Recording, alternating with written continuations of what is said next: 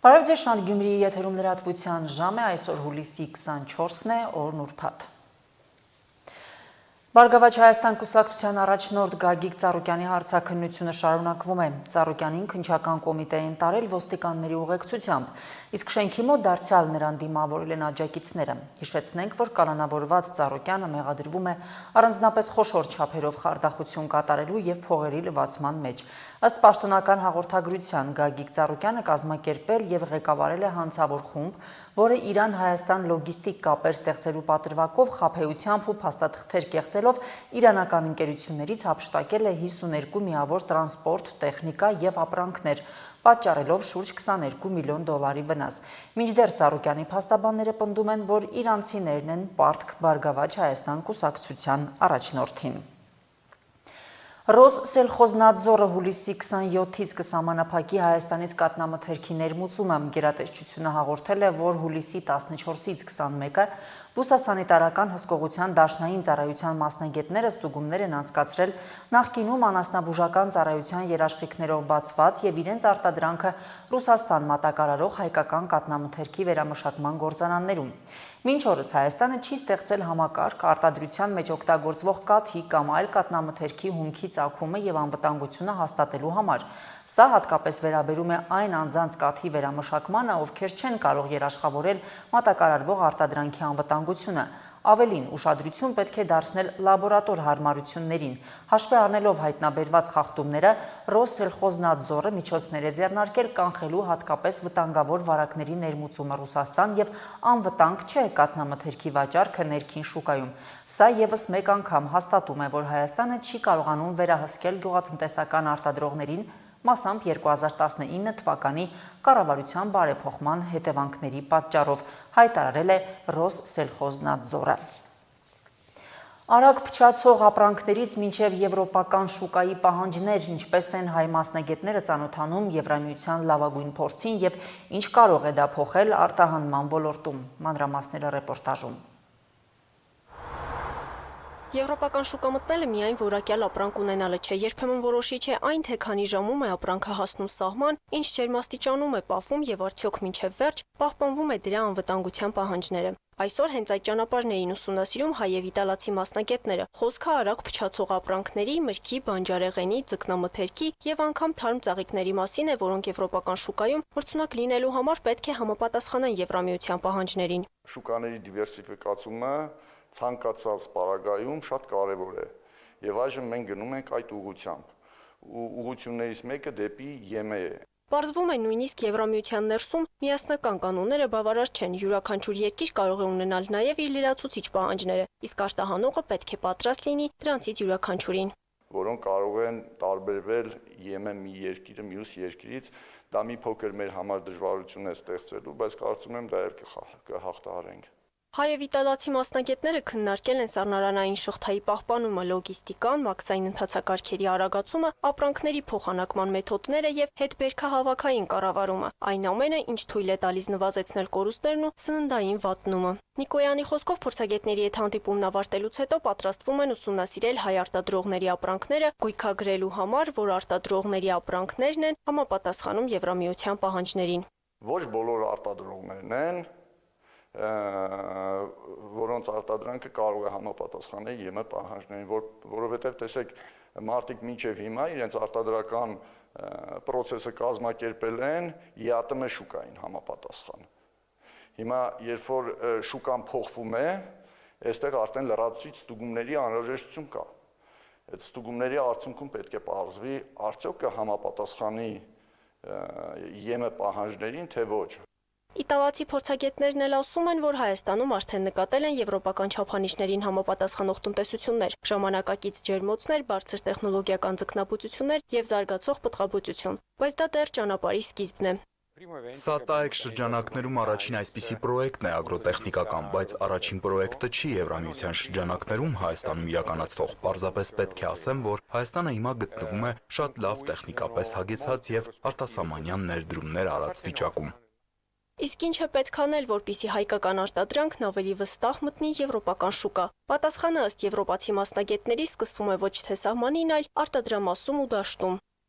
Հայաստանն արդեն բավականին մեծ քայլեր է արել եվրոպական նորմատիվներն ու ստանդարտները մոտարկելու ուղղությամբ, սակայն դեռ բավականին շատ քայլեր կան անելու։ Ամենակարևոր քայլը կանխարգելող միջոցառումներն են։ Եվրոպական փորձը ցույց է տալիս, որ ավելի լավ է կանխարգելել, քան հետո բուժել։ Եվրոպայում ասում են, որ արդեն մեծ հետաքրքրություն կա հայկական կեռասից, Իրանի եւ նույնիսկ թարափի նկատմամբ։ Դրանք արտակարգ բաներ են, որ դուք արտադրում եք, մենք արժանի ենք դրանք ճաշակելու։ Իմ եւ գոլեգաներիս անունից ասեմ, որ մենք շատ հեռանկարային աշխատանք ենք իրականացնելու միասին։ Ակնկալիքները մեծ են նաև սննդի անվտանգության տեսչական մարմնում վստահ են այս օրինակ դասընթացները եւ քննարկումները կնպաստեն Եվրամիության շուկայի պահանջներին համապատասխանացմանը, արտահանման պատրաստվածության բարձրացմանը եւ ագրոպարենային ոլորտում միջնաժամկետ եւ երկարաժամկետ առևտրի դիվերսիֆիկացման համար անհրաժեշտ հիմքերի ստեղծմանը։ Մարինե Դվոյան, Սեյրան Հակոբյան, Հորիզոն։ Այս գիշեր անօդաչու թռչող սարքերի հարձակման են ենթարկվել Ռուսաստանի Սանկտ Պետերբուրգ եւ Տվեր քաղաքները։ Թիրախավորվել է Լենինգրադի մարզի Ուտկինազավոդ արդյունաբերական գոտին, որտեղ գտնվում են մի շարք պահեստներ, այդ թվում Վալբերիսի լոգիստիկ կենտրոնը։ Ավելի ուշ Վալբերիսի մամուլի ծառայությունը հաստատել է, որ Շուշարի եւ Ուտկինազավոդի լոգիստիկ համալիրների աշխատանքը ժամանակավորապես դադարեցվել է։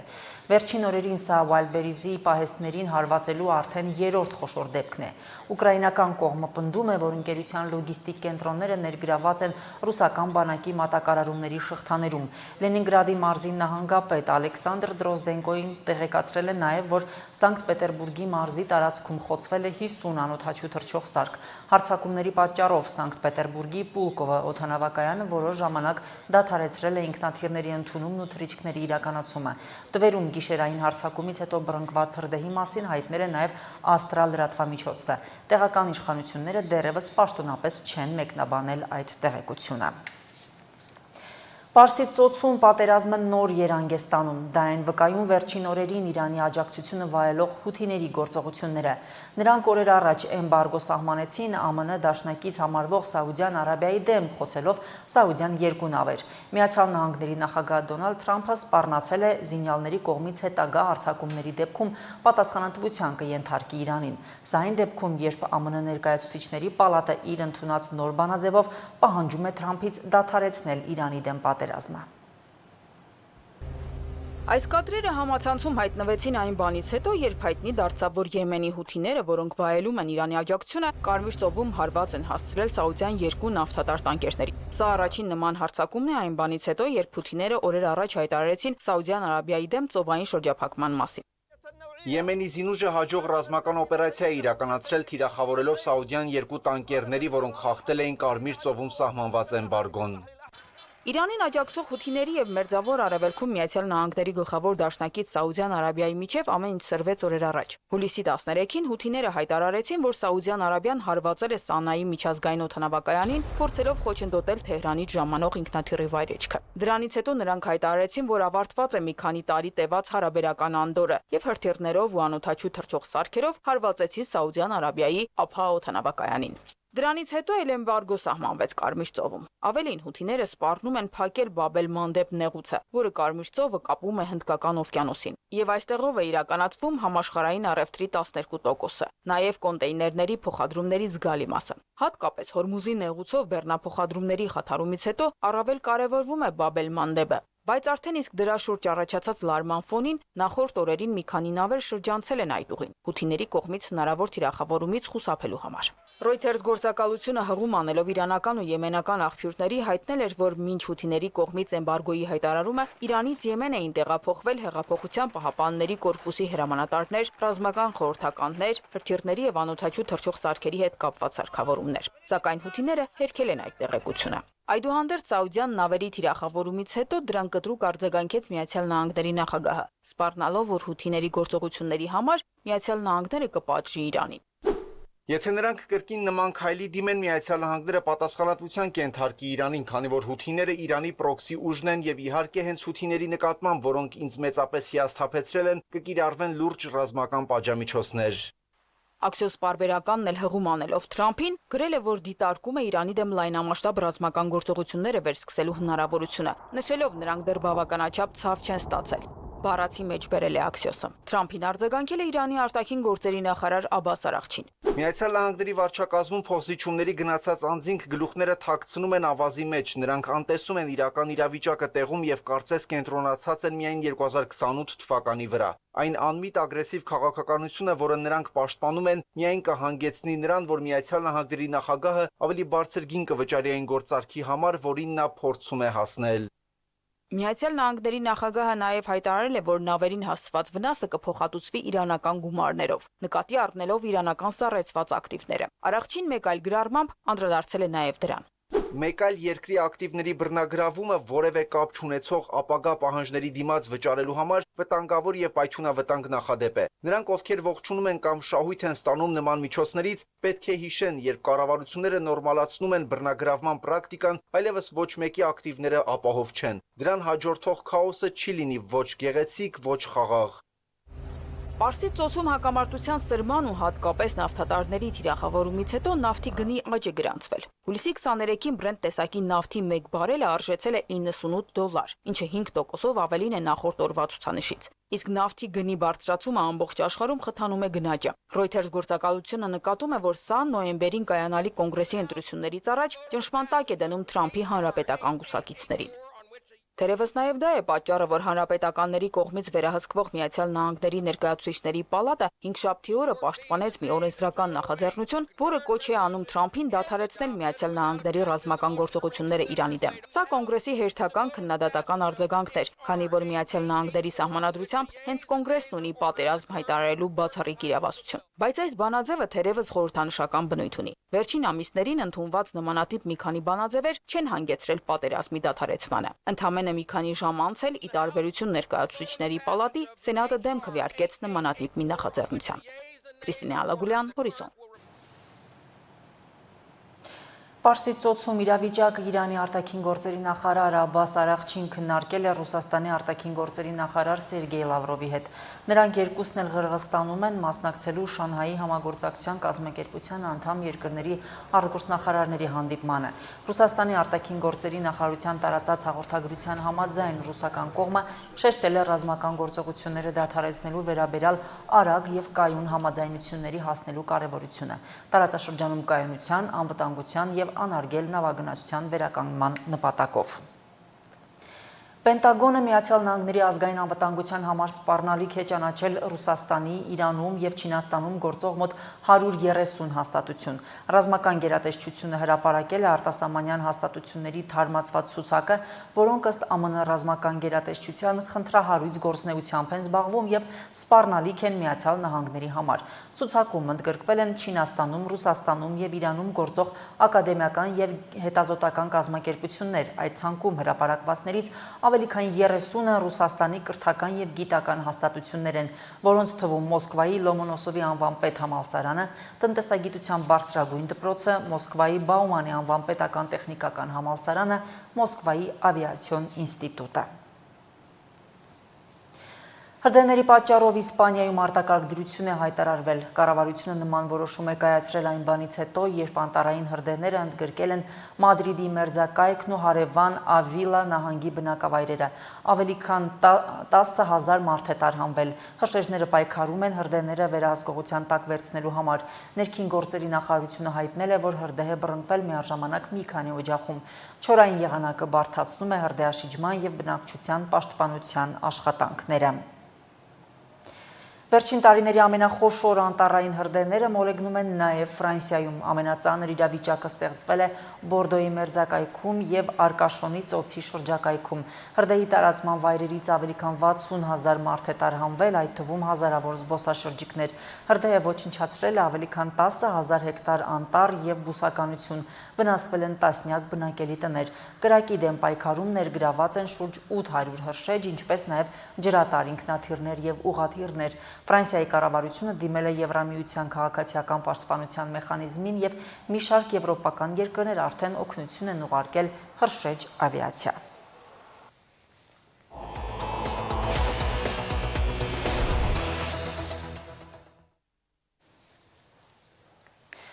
Հայաստանի Սակավանտար մարզում Շիրակում անտառապատման նորերի ստեղծման ծրագիր է իրականացվում։ Ախուրյանի մեծ Սարյար բնակավայրում 100 հեկտար նոր անտառ է տնկվել։ Բնապահպանական ծրագիրը բարեգործական է, ATP կազմակերպության նախաձեռնությամբ է։ Նպատակն է շուրջ 400,000 ծառ տնկել եւ ընդլայնել Շիրակի մարզի կանաչ գոտիները, նպաստել շրջակա միջավայրի փոփոխությանն ու կլիմայական ռիսկերի նվազեցմանը։ Անտառները համարվում են մոլորակի թոքերը, կենսական նշանակություն ունեն հողերի պահպանության, էրոզիայի կանխարգելման, ջրային պաշարների կարգավորման, կլիմայի հավասարակշռության եւ կենսաբազմազանության պահպանման գործում։ Բայց մարդու տնտեսական գործունեության, անկանոն անտառահատումների եւ ոչ բավարար անտառապաշտպան միջոցառումների հետևանքով Հայաստանում անտառները կրճատվել են, իսկ Շիրակի մարզում պատկերն ավելի մտահոգիչ է։ Անտառածածկ է մարզի տարածքի ընդամենը 1%-ը։ Էրոզիայի ենթարկված հողերի վերականգնումն ու փրկությունը անտառաստեղծումն է։ Շիրակի մարզում արհեստական անտառատնկման միակ ու համեմատաբար ծավալուն ծրագիրն իրականացվում է Մեծ Սարյար գյուղում։ 2021 թվականին 59 հեկտար տարածքում է կատարվել ծառատնկում։ Արդյունքը լավագույնն է եղել եւ որոշել են բնապահպանական ծրագիրը շարունակել։ Գյուղից մի քանի կիլոմետր հեռու դժվարանցանելի լեռնային տեղանքում հիմա նոր անտառ է։ Տասնամյակներով չմշակված շուրջ 100 հեկտար հողատարածքում աճում է ավելի քան 500,000 ծառ։ Ամառվա շոգորերին գյուղի աշխատասեր մարդիկ նորատունկերն են խնամում, հողը փխրեցնում ու հարթեցնում, որպեսզի տնկիների կպչողականությունն ու աճը հնարավորինս բարձր արդյունք ունենա։ Աշխատենք իր փխրեցման աշխատանքներ, հեռացնենք խոդը, որ իրան չփագի էլի խոդի հետ, իրան ասկեցինք, է չի աշխատեն։ Մաքրենք խոդը, հողը մեկ փխրեցնենք, խոսքենք, որ անձրևը եթե գանձրև, անձրևաճարը լսի մեջը ջուրը ավել մնա մեջը։ Այս ծառերի մի մասը Մեծ Սարյարի բնակիչ Ռազմիկն է իր ձեռքով տնկել անցած տարի, հիմա էլ խնամում է համագյուղացիների հետ։ Սոչի, կեճի, խնձորենի, տանձենի են տնկել։ Որոշ տնկիներ էլ սեփական այգուց է բերել, փորձնական աճեցնելու համար։ Անտառը խնամել ու տիրություն անել է հիմնական զբաղվածությունն է ապահովել, այլևս գյուղից դուրս աշխատանք փնտրելու կարիք չունեն։ Առաջ տարին նոր տնկես ինքը վապետը կանաշ կմնա էլի, երկրորդ տարին նոր Երևա ինքը բռնել է ծառը թե չէ էլի։ Բռնել է, հա։ Սիկ հաստատ բռնած է, որովհետև ինքը մոտավոր այս սրանքսա աճ է էլի, թազա աշտավազներն է իր հինը սիգ է եղել։ Ստեղից ինքը աճ է տավե արդեն սկան։ Մոտավոր 20 սանցի։ Ծառերի զգալի մասը տնկվել է անցած տարի։ Այս գարնանը անտառապատման նոր հատվածներ են ավելացել։ Ծառատեսակները բոլորը Մեծ Սարյարի բնակլիմայական պայմաններին համապատասխան են ընտրվել։ Բերվել են մասնագիտացված տնկարաններից։ Մեկամյա տնկիներ են։ Այդ տարիքում ավելի հեշտ են հարմարվում նոր միջավայրին եւ լավ արմատակալում։ Այս ծառատեսակները նաեւ ոռոգման կարիք չունեն, ինչը մեծ առավելություն է անջրդի տարածքի համար։ Իրանք համապատասխան են ստեղած կլիմայի խոնավությանը, չարելու կարիք չունեն։ Մեծ Սարյարի ունեցածը 1400 հեկտար արոտավայրն է, որի արդեն 200 հեկտարը անտառապատման ծրագրում է։ Նախաձեռնություն ունի բազմակի նշանակություն։ Ոչ միայն նպաստում է նոր անտառների ստեղծմանը եւ արոտավայրերի բարելավմանը, այլև կօգնի նվազեցնել հողերի էրոզիան, բարելավել հողի որակը եւ վերականգնել բնական միջավայրը։ Միաժամանակ նոր անտառային գոտիները կարող են խթանել կենսաբազմազանության աճը։ Տղաներ աշխատելու ընթացքում արդեն նկատեք են, միանշանակ ամեն ինչով է առավելություն, ամեն ինչով, թե բնակավայրում բնակիչներին աշխատանքի տեղ է ինքը, թե բնության համար, թե օդի, ամեն ինչի համար, թե ջրային ռեսուրս է, թե պաշար է, ամեն ինչը անտառը կյանք է։ Տեղանքը հաճախ է այցելուներ ունենում, գալիս են ալպիական գոտու բնական բարիքներից օգտվելու եւ նորաստեղծ անտառը տեսնելու համար։ Անտառապատման ծրագիրը նոր հնարավորություններ է ստեղծում նաեւ համայնքի զարգացման համար։ Կարող է դառնալ էկոտուրիզմի նոր ուղղություն։ Փոշոտնա սեզոնին տուրիստները լիքն են շատ են մասնակցում։ Ինքը անվճար է, ինքը բնակիչների համար է, մեր հայ ժողովրդի համար է, կարող են ցանկացածներ կալ մասնակցել ավելի մոտիկ, ավելի հաճելի բնության գրկում։ Ամենաառաջինը մաքուր օդ։ Գյուղատնտեսության համար շատ կարևոր խտան է։ Ինձ թվում է ծառերի տարբեր տեսակի, ինչպես տեսանք, մի տեսակ չէ, եւ մեղվաբուծության համար, եւ անասնապահության համար ինձ թվում է, եւ կենտանիների աճի համար շատ կարեւոր է, ինչպես նաեւ նշենք туриզմը։ Մեծ Սարյարի բնակիչներն իրենց ջանքերով դեռ 90-ականներին արհեստական անտառաշերտ են ստեղծել։ Այն թեև մեծ չէ, բայց լավ պահպանված է։ Նորաստեղծ անտառը ժամանակի ընթացքում լրացնելու է եղած անտառաշերտը, ընդլայնելով համայնքի կանաչ գոտիները։ Աշխատանքների հաջորդ փուլում նախատեսվում է գյուղի չմշակվող հողերից եւս 68 հեկտար օգտագործել նոր անտառ հիմնելու համար։ Հասմիկ Թումասյան, Հարություն Չակմիշյան, Հորիզոն։ Այժմ լրահոսն այսպիսին էր, նորությունների սպասեք մեր հաջորդ թողարկումներում։ Իսկ քիչ անց Շանթ Գյումրիի ուղիղ եթերը կշարունակի տեսանկյուն հաղորդաշարը, տեսանկյան հյուրն է Գյումրիի ավականու «Մեր քաղաքը» խմբակցության ղեկավար Լիզա Գասպարյանը։ Բաժանորդագրվեք Շանթ Գյումրի YouTube-յան ալիքին, սեղմեք